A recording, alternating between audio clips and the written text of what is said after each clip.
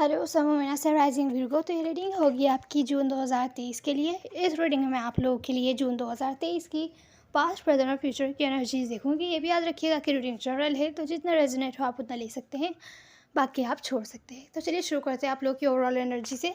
तो virgo यहाँ पर आपकी ओवरऑल एनर्जी में मुझे दिख रहा है इस मंथ हो सकता है आपको कोई डिसीजन लेना हो या किसी और को आपके बारे में कोई डिसीजन लेना हो। कोई भी सिचुएशन हो सकती है जिसके बारे में डिसीजन लेना है कोई, और वो डिसीजन लेना बहुत ज़्यादा मुश्किल हो सकता है किसी के बारे में, क्योंकि वो पर्सन शायद आपके साथ कोऑपरेट करना चाहते हो और पर आपको उनकी कोई ना कोई बात बुरी लगी हो, या तो फिर आप कोऑपरेट करना चाहते हैं और उनको कोई ना कोई बात बुरी लगी है।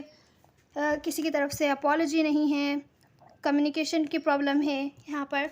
तो कोई कुछ भी है यहाँ पर, किसी टाइप की सिचुएशन है जिसके बारे में आपको डिसीजन लेना है। ओवरऑल एनर्जी है, हो सकता है आप लोग किसी जेमिनी, टॉरस, यहाँ पर लिब्रा वगैरह से डील कर रहे हो। वैसे तो आपके पर्सन का साइन कोई सा भी हो सकता है, कैंसर भी हो सकते हैं आपके पर्सन, कैंसर, स्कॉर्पियो, कैप्रिकॉर्न। वैसे तो आपके पर्सन का साइन कोई सा भी हो सकता है। जो इस मंथ का आप लोग का चैलेंज है वो ये है, किसी टाइप की टॉक्सिक सिचुएशन है जहाँ पर आप रहना नहीं चाहते। आपको कोई स्पेसिफिक पर्सन होंगे जो शायद पहले आपको बहुत अट्रैक्टिव लगते होंगे, लेकिन अभी ईगो इन्वॉल्व हो रहा है यहाँ पर उनका और या तो फिर आपका, जिसकी वजह से आप इस टॉक्सिक सिचुएशन में नहीं रहना चाहते। आप अपने ऊपर ध्यान देना चाहते हैं, अपनी लाइफ पर ध्यान देना चाहते हैं। तो आपका जो चैलेंज है इस मंथ का वो ये है, आपको जो कुछ भी फील हो रहा है उसको सीक्रेट रखने की ज़रूरत नहीं है। अगर आपकी बातचीत होती है तो बताइए आपको कैसा फील हो रहा है या क्या चीज़ आपको बुरी लग रही है जिसकी वजह से आप इस कनेक्शन में नहीं रहना चाहते। आप लोग का चैलेंज है, जब तक आप इस कनेक्शन से डिस्कनेक्ट रहेंगे या जिस सिचुएशन से भी डिस्कनेक्ट रहेंगे, या तो फिर आप ऑब्सेस्ड हैं अगर इन पर्सन से, हालांकि वो अपने ईगो दिखा रहे हैं, तो यहाँ पर आपके जो चैलेंज है वो यही है कि अपनी लाइफ पर ज़्यादा ध्यान देना है और इस कनेक्शन से डिस्कनेक्ट हो जाना है कुछ टाइम के लिए। अगर आपके फेयर से उस पर कंट्रोल करने की कोशिश कीजिए। ऑब्सेस्ड है अगर आप इनसे कि ये आपको छोड़ के चले जाएंगे, या किसी भी टाइप का ऑब्सेशन है या को डिपेंडेंसी है, उससे डिस्कनेक्ट होकर अपनी लाइफ पर ध्यान देने की कोशिश कीजिए, इंडिपेंडेंट बनने की कोशिश कीजिए। आपका चैलेंज है।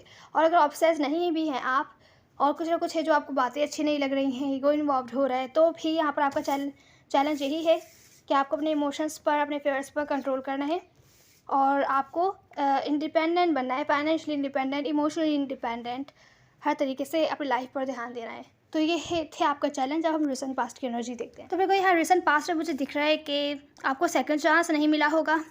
कोई हो सकता है इमोशनली आपसे डिस्कनेक्ट हो गया हो, या आपको ऐसा शो कर रहा हो कि आप में इंटरेस्टेड नहीं है, और जो भी प्लानिंग आपने की थी आप उस पर काम करते हुए नहीं दिखे। आप अपने लाइफ के साथ आगे बढ़ते हुए दिख रहे हैं। ये जो सिचुएशन है, कोई सिचुएशन भी हो सकती है कि कोई जॉब वगैरह है या कोई ऐसे सिचुएशन है जिस पर आप डिपेंड होते हैं। आपका चैलेंज है कि आपको डिस्कनेक्ट होकर इंडिपेंडेंट बनना है, क्योंकि रिसेंट पास्ट में यहाँ पर आपको सेकंड चांस मिलता हुआ नहीं दिखा। जो अगर गड़बड़ वगैरह हुई थी, कोई आपसे डिस्कनेक्ट हो गया है या ट्रस्ट इश्यूज़ है, यहाँ पर वर्क से रिलेटेड सिचुएशन भी हो सकती है कि आपको इतनी इम्पोर्टेंस नहीं दी जा रही हो जितने कि आप डिज़र्व करते हैं। तो आप अपनी लाइफ के साथ आगे बढ़े, आपने प्लानिंग करी अपनी लाइफ के लिए कि आप ऐसा करेंगे वैसा करेंगे, लेकिन जिस तरीके से आप सेकंड चांस चाहते थे रिलेशनशिप है, वहाँ पर भी आपको सेकंड चांस मिलता हुआ नहीं दिखा। तो रिसेंट पास्ट की एनर्जी, प्रेजेंट मोमेंट में सिचुएशन बहुत ही स्लो चलती हुई दिख रही है। आप भी हो सकते हैं कि स्लो चल रहे हैं, कि सोच विचार करके कि आपको क्या करना है। किसी ऐसे कनेक्शन में है, स्पेशली अगर आप जहाँ ऑन एंड ऑफ रहती है सिचुएशन, इन एंड आउट रहते हैं आपके पर्सन, तो आप हर्टफुल, जो भी हर्टफुल सिचुएशन हुई थी, अगर आपका हार्ट ब्रेक हुआ था, उससे आप हील होते हुए दिख रहे हैं और स्लोली अपनी लाइफ के साथ आगे बढ़ते हुए दिख रहे हैं, मूव ऑन होते हुए दिख रहे हैं ऐसी सिचुएशन या कनेक्शन से, जिसका भी हमने चैलेंज में भी बात करी। टॉक्सिक सिचुएशन है अगर उनके बारे में आप डिसीजन लेते हुए दिख रहे हैं, लेकिन स्लोली लेंगे आप डिसीजन, सोच समझ के लेंगे, स्लोली लेंगे और निकलते हुए दिख रहे हैं उस सिचुएशन से प्रेजेंट मोमेंट में। कोई ऐसा कनेक्शन है जो टॉक्सिक है, ऑन एंड ऑफ रहता है, जिसने आपका बहुत ज़्यादा दिल दुखाया है, उससे स्लोली हील होकर आप निकलते हुए दिख रहे हैं उस सिचुएशन से प्रेजेंट मोमेंट में। नियर फ्यूचर मुझे दिख रहा है कि आप मूव ऑन तो हो रहे हैं प्रेजेंट मोमेंट में, पर नियर फ्यूचर में अभी भी ये सिचुएशन एंड नहीं हुई है, क्योंकि यहाँ पर आपको कुछ ना कुछ सीखना है। शायद आपका कोई टेस्ट होगा जो फिर से रिपीट हो, सिचुएशन शायद फिर से रिपीट हो, टेस्ट के लिए कि इस बार आप किस तरीके से डील करते हैं। यहाँ नियर फ्यूचर में अगर ये पर्सन आपके पास वापस आते हैं, रीच आउट करते हैं आपको, तो मुझे नहीं लगता आप बातचीत करके मामले को सॉल्व करने वाले हैं। फॉरगिव एंड फॉरगेट नहीं करेंगे आप, क्योंकि शायद आप बहुत ज़्यादा हर्ट हैं। आप इनको सेकंड चांस नहीं देने वाले, आप इनको अपनी लाइफ में वापस नहीं लेने वाले, या ये सिचुएशन रिवर्स भी हो सकती है। कोई तैयार है इस कनेक्शन पर काम करने के लिए, मेहनत करने के लिए, पर जो दूसरा बंदा है वो आप हो सकते हैं सिर्फ़ और सिर्फ अपने ऊपर ध्यान दे रहे हैं। आप अब सेल्फ लव एनर्जी में इतना है कि आपको किसी दूसरे की परवाह ही नहीं है, जो इस टाइम शायद थोड़ा ठीक भी है, क्योंकि सिचुएशन टॉक्सिक थी। तो जो डिसीजन था ओवरऑल में, क्योंकि आपको पास्ट की बातें बुरी लगी है, कोई आपके साथ कोऑपरेट करना चाहता है पर आप नहीं कर रहे हैं, जो डिसीजन आपने बनाया है मूव ऑन होने का बनाया है। तो नियर फ्यूचर में अगर सिचुएशन फिर से रिपीट होती है आपके टेस्ट के लिए, तो आप इसको इन पर्सन को या सिचुएशन को भी लाइफ में वापस नहीं आने देंगे। आपका ध्यान सारा अपने ऊपर है, जो कि अच्छी एनर्जी है। अब हम आपकी एडवाइस देख लेते हैं विर्गो। तो विर्गो, यहाँ पर आपकी एडवाइस ये कि जहाँ पर आप जानते हैं किसी टाइप की टॉक्सिसिटी है, तो वहाँ पर दूसरे बंदे की या दूसरे लोगों की मैनिपुलेटिव बिहेवियर से बचिएगा।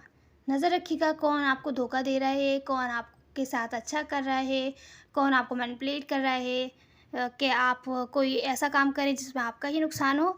तो ये चीज़ आपको ख्याल रखनी है। ये चीज़ें जो कि आपको पॉजिटिविटी की तरफ ना लेके जाएं, उन चीज़ों से बचिए, उन सिचुएशन से और उन लोगों से बचिए जहाँ पर आपको गड़बड़ दिख रही है कि लोग आपको मैनिपुलेट कर रहे हैं, झूठ बोल रहे हैं, धोखा दे रहे हैं, किसी तरीके से कॉम्पिटिटिव सिचुएशन में रख रहे हैं, ऑप्शन हैं आप उनके लिए। तो ऐसे लोगों से, ऐसी सिचुएशन से दूर रहिए।